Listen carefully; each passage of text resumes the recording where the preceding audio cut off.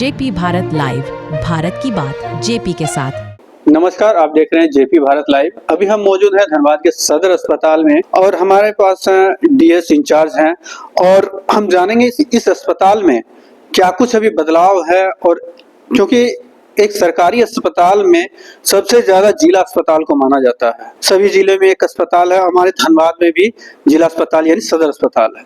हम जानते हैं क्या कुछ बेहतर सुविधाएं उपलब्ध हैं।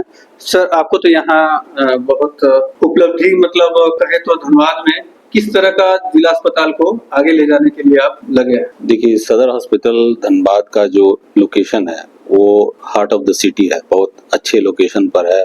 और एक वक्त था जब सदर अस्पताल की बहुत अच्छे तरीके से चलता था, यहाँ तक कि SNMCH के स्टूडेंट्स यहाँ पढ़ने के लिए आते थे। फिर बाद में यहाँ से अस्पताल शिफ्ट हो गया, तो उसके बाद फिर नया अस्पताल यहाँ बना। वर्तमान में जो अस्पताल सदर अस्पताल की जो इंफ्रास्ट्रक्चर है वो सिर्फ ग्राउंड फ्लोर है और एक फर्स्ट फ्लोर है, क्योंकि एक डिस्ट्रिक्ट हॉस्पिटल के लिए चलाने के लिए सभी डिपार्टमेंट्स के लिए पर्याप्त नहीं है। तो इंफ्रास्ट्रक्चर के बारे में सरकार की योजना है बढ़ाने की, वो अपने जगह अपना काम कर रही है। हम लोग को अभी जो इंफ्रास्ट्रक्चर मिला है और जो मैन पावर हमारे पास अभी उपलब्ध है उसमें बेहतर से बेहतर सुविधा देने का हम प्रयास कर रहे हैं।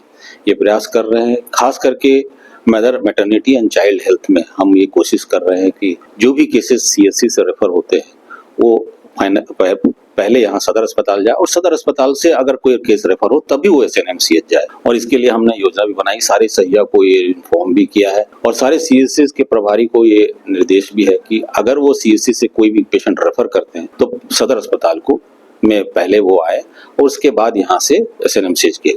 इसके लिए हमने अभी पहले ये गायनी इमरजेंसी पहले अलग से कुछ नहीं था, सीधा लेबर रूम में पेशेंट जाते, तो अभी हमने क्या चीजों की थोड़ी व्यवस्थित करने की प्रयास किया है। एक जनरल इमरजेंसी का टर्मिनल अलग है और गायनी का इमरजेंसी अलग है और OPD अलग चलेगा।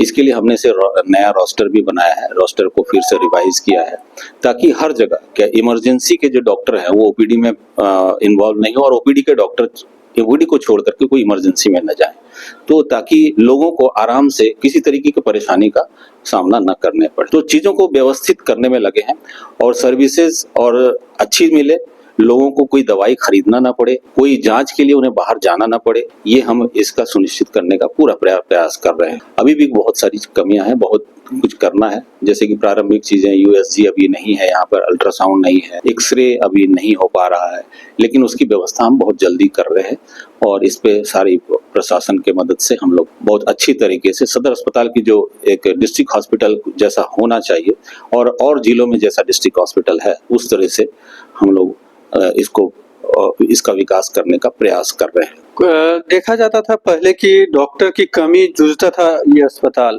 क्या आपके आने के बाद उम्मीद लगाया जा सकता है कि वो जो कमी है उसको आप दूर करके फिर से एक नए मतलब जिसे कहते हैं नया तरीके से शुरू करना, क्या वो प्रयास रहेगा? आपने सही कहा, डॉक्टर्स की कमी तो है अभी, जैसे फिलहाल अभी मेडिसिन में डॉक्टर्स नहीं है जो फिजिशियन, और किसी भी अस्पताल में फिजिशियंस के केस थोड़ा ज़्यादा ही आते हैं। अभी फिलहाल हमारे पास 2 फिजिशियन थे, पहले पदस्थापित थे, अब एक उसमें से उन्होंने रिजाइन कर दिया और एक जेल में डेप्यूटेड है, जिसकी वजह से फिजिशियंस के केसेस को अब हम लोग ठीक से जो उनका होना चाहिए उपचार वो उस तरीके से नहीं कर पा रहे। जनरल ड्यूटी डॉक्टर्स जो देख रहे हैं वो वही देख पा रहे हैं। तो इसके लिए हम लोग अभी हाल ही में रोगी कल्याण समिति का गठन हुआ है, समिति के समक्ष ये रखा भी गया और ये बात भी आई कि क्यों नहीं हम लोग वॉक इन इंटरव्यू का प्रावधान रखें ताकि हर महीने इस तरीके का जो स्पेशलिस्ट डॉक्टर को है वो हम लोग हायर कर सकें। सरकार भी इस पे ध्यान कर रही है और अपने स्तर से जो उनको करना है जैसे रेगुलर डॉक्टर्स पोस्टिंग के लिए उसके लिए कार्रवाई चल रही है, लेकिन तब तक जो इंटरिम अरेंजमेंट जो है वो हम लोग वॉक इन इंटरव्यू के थ्रू ये डॉक्टर्स को हायर कर रहे हैं और जो भी स्पेशलिस्ट डॉक्टर उनको हायर करने का प्रयास कर रहे हैं ताकि सर्विसेज बाधित ना हो, सभी को सभी विभाग के सर्विसेज मिल सके।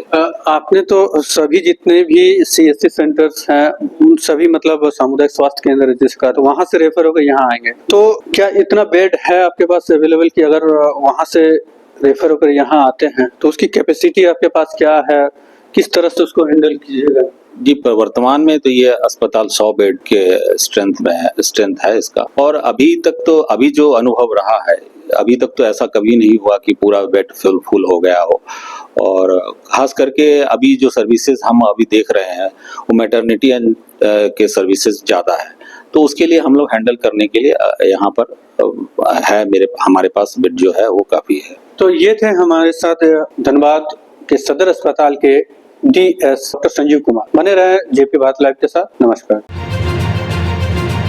जेपी भारत लाइव, भारत की बात जेपी के साथ।